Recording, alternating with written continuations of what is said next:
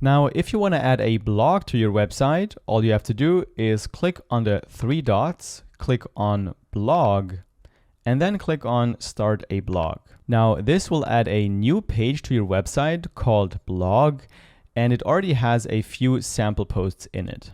To create a new post, simply click on Add New Post, and then you can either click on Skip, I'll write it myself, if you want to create the blog post yourself, or you can use Hostinger AI to create the blog post for you. I'm going to use the AI to create a quick blog post. Once the blog post is created, you can click on the header and then on the pen icon to change the post title, the description, the URL, the author, and also the post date. And you can also schedule your post, and you can also change your featured image and the category for this blog post. And then for the content, you can change the image right here the same way as we've done before. And here for the content, you can just change it by just clicking into the text and then making your changes like this.